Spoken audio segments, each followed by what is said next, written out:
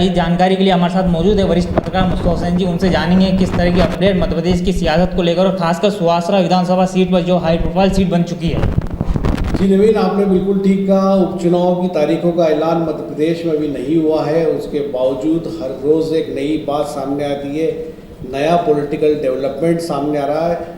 वैसे यदि बात की जाए तो सीएम शिवराज सिंह चौहान साफ तौर पे कह चुके हैं कि मध्य प्रदेश में 22 जगह उन्हीं उम्मीदवारों को टिकट दिया जाएगा जो कांग्रेस को छोड़कर भारतीय जनता पार्टी में आए हैं।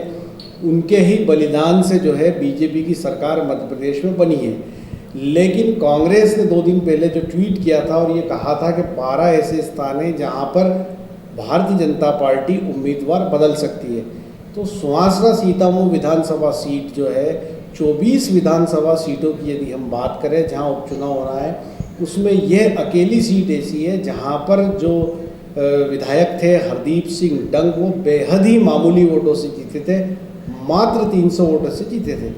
अब यदि ज़मीन के पे बात की जाए तो उनके बागी होने के बाद, उनके सिंधिया के साथ जाने के बाद कांग्रेस के अंदर तो नाराज़गी है ही, क्योंकि वो पार्टी छोड़ के चले गए।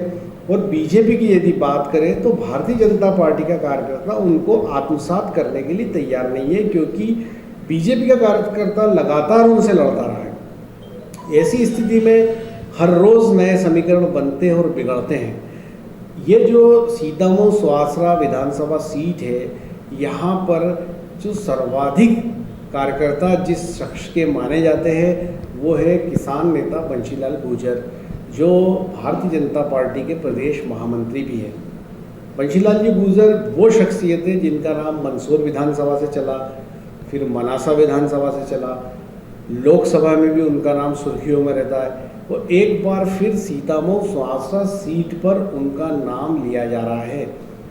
ये भी हो सकता है कि जो नाम बार बार सामने आ रहा है और उम्मीदवार बनाने की बात की जा रही है, ये उनके जो कार्यकर्ता है, उनके जो समर्थक है, उनके जो हितैषी है, वो ये चाहते हो कि बंशीलाल गुर्जर को सीतामऊ सुहासरा से भारतीय जनता पार्टी उम्मीदवार बना दे।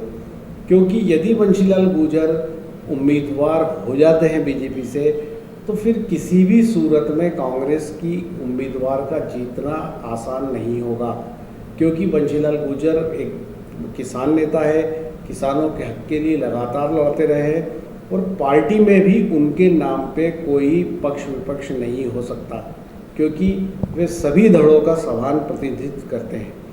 तो आज जो खबर आ रही है वो ये आ रही है कि सीतामऊ सुहासरा सीट पर बंशीलाल गुर्जर के नाम की चर्चा भी आम है कि इनको उम्मीदवार बनाया जाए, क्योंकि हरदीप मात्र 300 वोटों से जीते थे। जी नहीं मुस्तफा जी, क्योंकि ये माना जाए ये फाइनल है और इसमें जो भी जीतेगा उनकी सरकार बननी है, तो ऐसे में जो है दोनों ही पार्टियां जो है कांग्रेस और बीजेपी कहीं ना कहीं आखिरी दम तक दम लगा रही है और वो चाहती है कि ऐसे उम्मीदवार को यहाँ पर उतारा जाए जो अधिक वोटों से जीते और सरकार बनाने में कहीं ना कहीं इनका महत्वपूर्ण रोल रहे, क्योंकि 24 विधानसभा सीट है और ऐसे में जो है भारतीय जनता पार्टी को भी 10 या 12 जो महत्वपूर्ण जो सीटें चाहिए हैं। ऐसे में तो पार्टी ये चाहती है कि कहीं ना कहीं जो है कि ऐसे उम्मीदवार को उतारे जो जीत जाए। तो ऐसे में अब जो बीजेपी और जो सिंधिया समर्थक जो दावेदार थे और जो पार्टी में आए हैं, वो अगर उनको टिकट नहीं मिलता तो बाद में किस तरह का जो एक नक्शा बनता है, किस तरह का माहौल बनता है कि कहीं फिर वो विरोध न करने लग जाए, फिर ऐसा कुछ।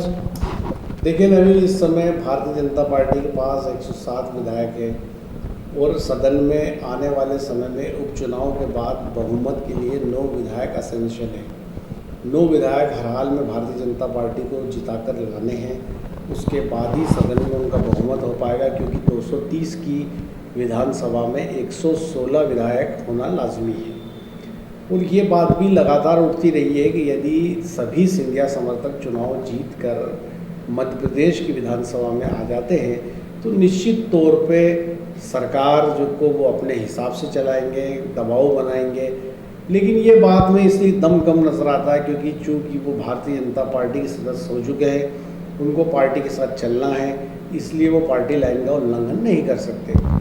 लेकिन ये तमाम उम्मीदवार जो 22 है, इनका लालन पालन जो है, पोषण जो है, वो कांग्रेस की संस्कृति में हुआ है। Bharatiya Janata party party with the difference के पैमाने पर काम करती है, वहाँ पे संगठन सर्वोपरि है। अभी ऐसी स्थिति में ये तमाम लोग बीजेपी में कितने आत्मसात हो पाते हैं और बीजेपी इनको कितना आत्मसात कर पाती है, ये तो आने वाला वक्त ही बता पाएगा। लेकिन फ़िलहाल की जो स्थिति है वो ये है कि बीजेपी के लिए भी करोड़ मरोड़ की स्थिति है और कांग्रेस के लिए भी। कांग्रेस को ज़मीन के हालातों से साफ पता चल रहा है कि वो प्लस है, क्योंकि जो लोग कांग्रेस छोड़ के गए हैं उनको लेकर ज़मीन पे भारी नाराज़गी, जैसा कि हम सीतामढ़ी सुहासरा सीट पर देख रहे हैं। वहाँ पर आम लोग, वोटर्स, किसान, मतदाता हरदीप सिंह डंग के फेवर में नहीं दिखते। ठीक वही स्थिति हाटपिपलिया की है और ग्वालियर चंबल अंचल की है, जहाँ पर लोगों में नाराज़गी है, जो लोग इस्तीफ़ा देके गए हैं, जो बीजेपी में गए हैं। तो कुल मिलाकर के ये सारी जो पिक्चर है वो बड़ी इतनी आसान बीजेपी के लिए भी नहीं है और उतनी आसान कांग्रेस के लिए भी नहीं है। ज़मीन के हालातों के हिसाब से यही उम्मीदवार रिपीट होते हैं तो अपर हैंड कांग्रेस का होगा, लेकिन यदि उम्मीदवार बदल दिए जाते हैं पार्टी के द्वारा, उस स्थिति में अपर हैंड बीजेपी का होगा, क्योंकि बीजेपी मजबूत है। शिवराज का चेहरा जो है वो आम मतदाताओं को लुभाता है। तो कुल मिलाकर के बीजेपी भी पशोपेश में फंसी हुई है और कांग्रेस भी पशोपेश में है। अब ये जब तक उपचुनावों की तारीखों का ऐलान नहीं हो जाता, उम्मीदवार घोषित नहीं हो जाते, तब तक नित्य नए समीकरण बनते रहेंगे। फिलहाल सीतामढ़ी सुहासरा से जो मांग उठ रही है वो ये कि बंशीलाल गुर्जर को उम्मीदवार बनाया जाए ताकि सारे झगड़े खत्म हो जाए। वहीं कांग्रेस में भी मीनाक्षी नटराजन का नाम आ रहा है सामने। तो यदि चुनाव में कुछ इस तरह का समीकरण बनता है कि मीनाक्षी नटराजन कांग्रेस से आती है, बीजेपी से बंशीलाल गुर्जर आते हैं, तो ये महासंग्राम की स्थिति होगी। एक बड़ा बैटलफील्ड जो है वो सुहासरा बनेगा, जंग का मैदान होगा, राजनीति की बड़ी लड़ाई लोग देखेंगे चुनाव के दौरान। तो अब ये सब चीज़ें तब साफ होगी जब चुनाव की तारीखों का ऐलान होगा और उम्मीदवारों की घोषणा होगी। मुस्तफा जी, जैसे कल जो है सीएम शिवराज सिंह चौहान ने जो है अपनी चुनाव प्रचार का भी शुरुआत कर दी है और उन्होंने आगाज़ कर दिया है, क्योंकि रायसेन के सांची विधानसभा गए थे, वहाँ से उन्होंने जो है चुनाव प्रचार का ऐलान किया है। ऐसे में फिर एक बार जो कांग्रेस का एक अपने आप को खबर भी दिखाई थी कि कांग्रेस ने ट्वीट किया है कि जो 22 विधायक है उनमें से जो है बीजेपी 12 को टिकट नहीं देगी और 10 को जीतने नहीं देगी। इस तरह से जो खबरें थी कहीं ना कहीं मोहर लगती दिख रही है कि अब जो नाम आया बंशीलाल गुर्जर का, तो क्या मानते हैं इसे कि कहीं ना कहीं कांग्रेस भी लगातार जो है दावे बोल रही है और उनके जो पत्ते हैं वो लगातार फिट हो रहे हैं बीजेपी पर? देखिए नवीन, इस समय जो है कांग्रेस खुले में है, मैदान में है, और निश्चित तौर पे बीजेपी का आईटी सेल देश में सबसे मजबूत माना जाता है। उनके वार रूम से जो काम सोशल मीडिया पे होता है वो दूसरी पार्टियाँ नहीं कर पाती। लेकिन यदि मध्य प्रदेश के अंदर पिछले 20 दिनों की बात की जाए तो इसमें कोई शक नहीं है कि कांग्रेस का जो सोशल मीडिया है, जो उसका आईटी रूम है, उसने बीजेपी को मुश्किल में डाल रखा है। चाहे वो वायरल वीडियो हो, पोस्टर वार हो या फिर दूसरे मामले हों। जिस तरह के ट्वीट करके जो मुद्दे कांग्रेस उछाल रही है, बना रही है, चाहे किसान आंदोलन की बरसी की बात हो, चाहे बिजली के बिल माफ़ करने का मामला हो, ये तमाम वो मामले हैं जो कांग्रेस लगातार बीजेपी पे हमले कर रही है। तो ये सोशल वार है। तो चूँकि अभी मध्य प्रदेश की बात की जाए, कोरोना संकट है, कोरोना काल है, सोशल डिस्टेंसिंग के चलते लोग प्रचार प्रसार नहीं कर सकते हैं, तो कांग्रेस ने ये माना कि क्यों ना सोशल मीडिया के ज़रिए ही बीजेपी को घेरा जाए, और उसमें वो सफल होती भी दिख रही है अब तक। आने वाले दिनों में वो अपनी इस लड़ाई को कितनी धार दे पाएगी, या उसके जो लड़ाके हैं जो सोशल मीडिया का काम करते हैं वो कितना बीजेपी को मुश्किल में डाल सकते हैं। क्योंकि अभी एक जो वीडियो वायरल वाला मामला हुआ शिवराज सिंह चौहान का, वो उल्टा दांव पड़ गया है, क्योंकि उसमें 11 लोगों के खिलाफ FIR रजिस्टर्ड हो चुकी है, जिसमें पूर्व मुख्यमंत्री दिग्विजय सिंह के खिलाफ भी हुई है, क्योंकि उन्होंने इस वायरल वीडियो को अपने ट्विटर हैंडल पर डाला था, बाद में उसको डिलीट कर दिया और 11 लोगों ने वो रीट्वीट किया था, उनके खिलाफ भी FIR दर्ज हो गई। तो ये मामला जो वायरल वीडियो का था, इसको छेड़खानी की गई, ऐसा पुलिस का प्राथमिक जांच में कहना पड़ा कि ये जो 2 मिनट 16 सेकंड का वीडियो था, इसको घटा करके 9 सेकंड का कर दिया गया। तो ये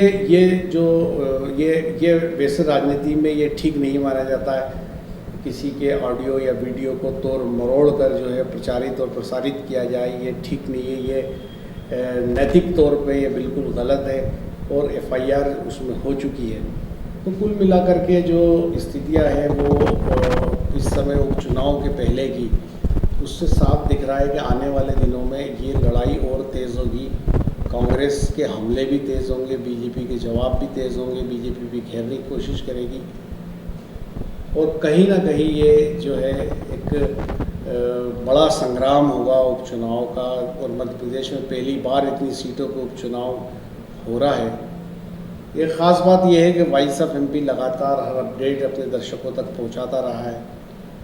सबसे पहले खबर देने का जो आपका जो एक टैग है कि खबर सबसे पहले उस पर चल रहा है। और वॉइस ऑफ एमपी के दर्शकों से अपील करना चाहूँगा कि वो राजनीति के हर अपडेट को अगर वो सबसे पहले पाना चाहते हैं तो वॉइस ऑफ एमपी के यूट्यूब चैनल को तत्काल सब्सक्राइब करें, बेल आइकन भी दबाएं ताकि उनको नोटिफिकेशन मिल सके।